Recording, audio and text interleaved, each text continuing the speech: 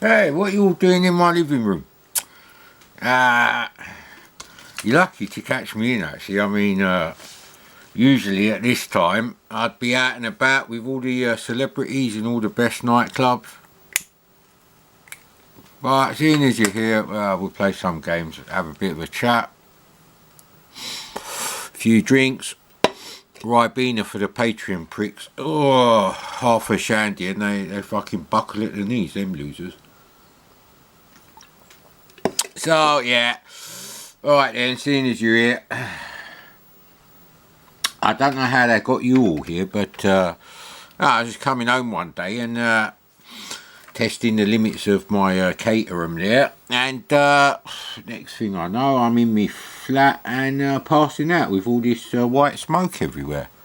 And I was like, blah. Oh, of course you can't do that, can you? Famously, I should know that was my idea to have the old Petsky, cursor controls and other lovely things in the speech marks there. I just forgot, that's all. And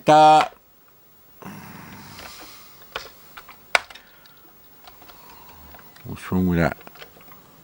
Is that a full stop?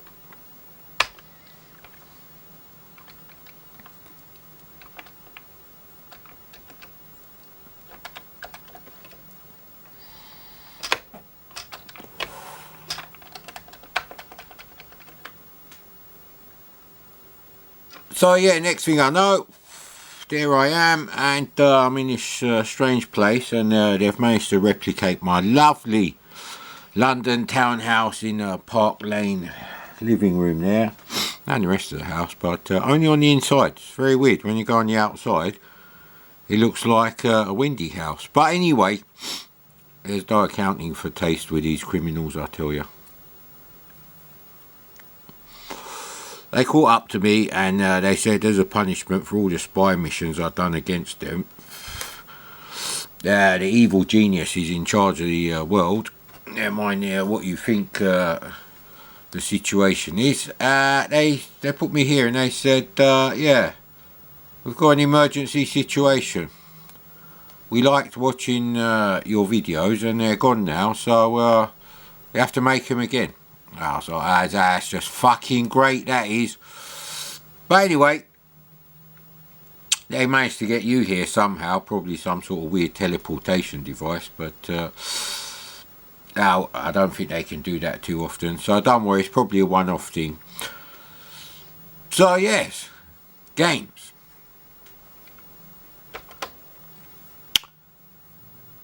Now, famously, I programmed the Commodore 64 version of Manic Miner, and that was an interesting story, that was, way back in 1983 there. I mean, I had Jacqueline Bissett round, she stayed the night. Oh, hey, if you're going to be like that, I'm not going to tell you the story. She's a lovely lady, there's nothing slutty about her at all. And, she was laying out the breakfast there. I said, stop it with a sniggering there at the back. And Matthew comes round. You know Matthew. Matthew wrote Manic Miner. Yeah, he comes round. Great bloke. We had some fun poker nights with Matthew there. And Colin come round as well. The other one was busy. I think he was washing his hair. But anyway, it was the 80s, what do you expect, mate? And they said to me, look, right, we need Manic Miner out on the C64 before Christmas. I was like, you're joking, aren't you? This is going to be like an ET situation with the Atari. And he's like, Matthew says, come on, Bobos, you can do it, mate. And I was like, how many days I got to do it? He said, you got 3 days. I was like, okay. I said to him, look, mate, if I do it in 3 days, I can't change the screen. It's still going to be 32 columns wide because I haven't got time to adjust the layouts that you made there, Matthew. And you know, you did a brilliant job on them, so I don't really want to mess them up. And people deserve to be able to play the same game without owning a Spectrum. So we agreed on that, and that's why all the versions of Manic Miner were actually 32 columns. And that's probably why it didn't come out on the VIC-20. They didn't ask me to do the VIC-20 version, probably because I don't know how to program the VIC-20. So anyway, I was like, yeah, alright then, I said, I've got 3 days spare. I'm going back to Moldova, you know, in 4 days. Got to finish off another mission, just come back here, see my mate Jackie in it, you know, and got a bit of backache now. But we won't go into that. And yeah, so that's really the story of how Manic Miner come out that quickly. Now I said to Matthew, I said to him, look, you're not going to be able to put in a fast loader, and nor am I, in 3 days. And you're going to have to use a standard Commodore loader. And I said, I'm going to have a few extra bits there. So it's going to be about 52k, I said to him. That's going to take 25 minutes to load. And we sat there and we thought about it. And you know what, in the end, I said to Matthew, look, the parents will thank us, because what's going to happen is basically the kids are going to come home from school with their C64, probably a private school, you know how it is, mate. And you know, they're just going to like set up the C64, start it loading, finish their calculus and logarithmic maths homework by the time it loads, and then spend all night playing the game. So a win-win situation, I said to them. So yeah, that was really... So we thought, okay, look, it's better to have the game out there, and we can always add a turbo loader later, which is why the version that takes 25 minutes to load, actually, Sotheby's quoted me $3,472 for that version. Don't know why they quoted dollars. I think he was on the sherry a bit there. But yeah. So now, famously, Matthew Smith, he wrote the game, and I didn't see him for a few weeks, and I was wondering, what the hell is this guy doing? And then he just comes around one day and said, I've done this excellent game on the Spectrum. And I was like, what did you write it on? He said, a Tandy TRS-80. And I was like, why didn't you write it for the Commodore 64 then, if you haven't actually got a Spectrum? And he gave me that look, you know that look he gives you? But anyway, top bloke there. So we're going to have yes, no, we stick with that, and yes for that.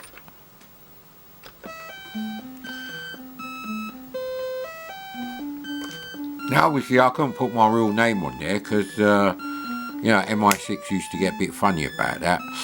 You know, being a spy, they're like, well, we can't have you writing fantastic computer games, like. And I was like, okay, I'll use a pseudonym, I said to them, and that'd be that. Yeah, Matthew Smith has a great sense of humour, because you do all these great levels, which obviously I was the first person in the world to do every level of Manic Miner on the Commodore 64. And you get to the last level and it's like, Matthew, you're taking a piss, mate. And I'm going to show you that, because obviously everyone knows how brilliant this game is. And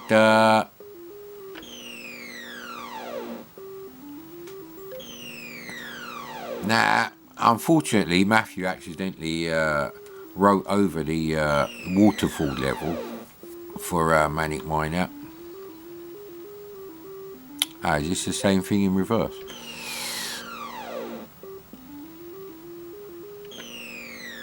I don't know if that yellow bit, here you go, so this is the last level.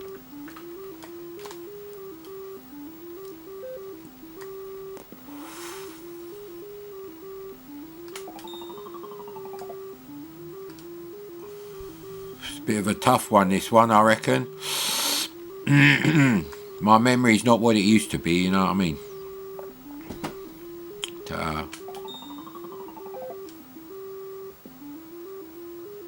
I don't know exactly where he stops, that's the thing. See, I don't think I'm close enough now.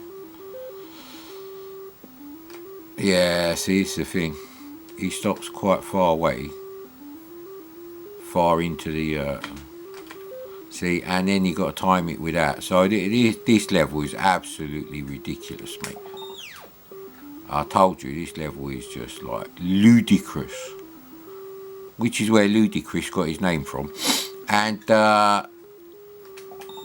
his parents were playing Manic Miner, and you know.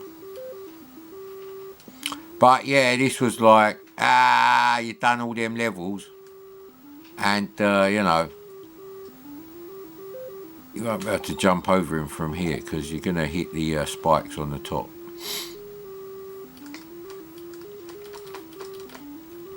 So you've got to know exactly where he stops it, otherwise it's not going to work. Now, I think he stops about there.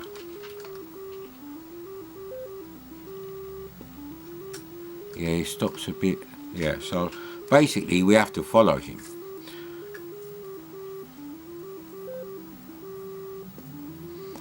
Now, of course, I'm smoking my see, we can't go that time, you see, that's the problem. So it's a very small screen. You still got to pick up the same number of keys. There's not much platforming going to happen on this level. See, this is the problem with this one.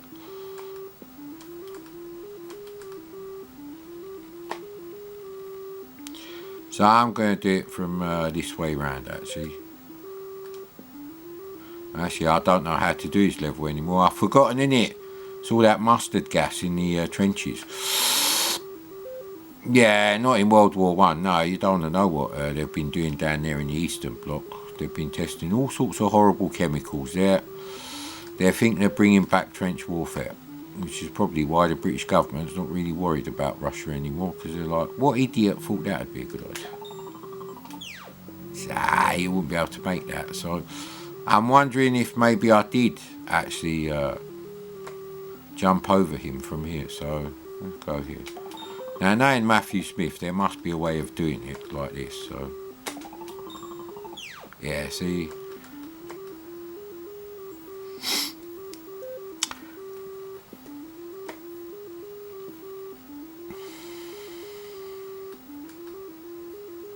Maybe this is just incredibly tight timing for jumping over him. Yeah, but this is a great game, this is. And of course, because I wrote the Commodore 64 version, this is the best version in the world. So you can do it that way, right? Okay. So a slight problem there, isn't it?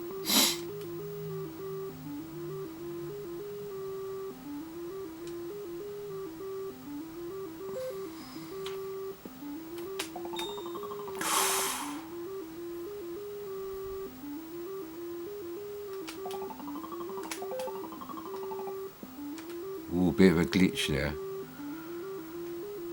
So you're going to have to like do it all over again, you see. So you're going to have to do that impossible jump more than once. And, well,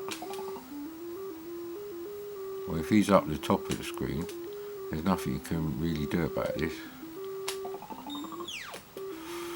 Yeah, so he's got to probably be in the middle of the screen. On his way up, I reckon. So, yeah, you know. Like with all Matthew Smith's genius games, it's such a... That's right down to the last pixel, that one, that jump. So...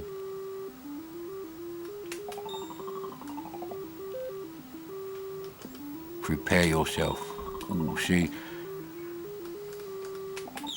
And I still make... See, that's how I play snooker and pool. I mess up the most easy shots and I get the most amazing trick shots going there. So, very realistic actually. Ah, god damn it.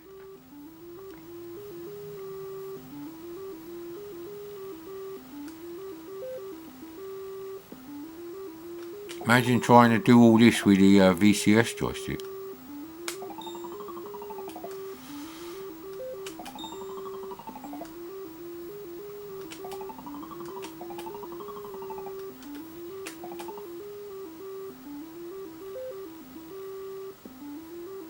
May be wrong what we did there. So you got all the keys there. So now you just got to do it again, innit? Now there's plenty of time, so there's no need to rush this one now. So yeah, it's misleading the way he's left like a slight gap there. There we go. Ooh, there we go, eh? So yeah, you know, proof that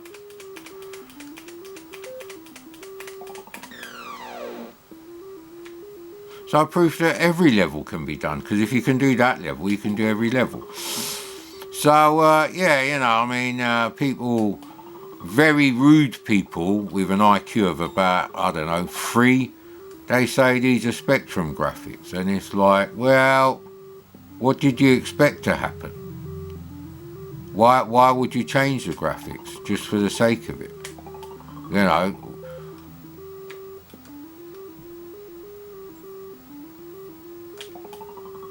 I use the bitmap mode of the C64 because you got the extra 16K RAM in total.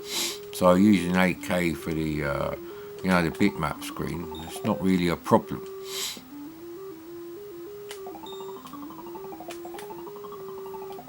But yeah, it's a fantastic game unless your joystick gets stuck like that. Anyway, that is the story of how I wrote Manic Miner, and yeah. I'm glad you enjoyed that one. See you around here later.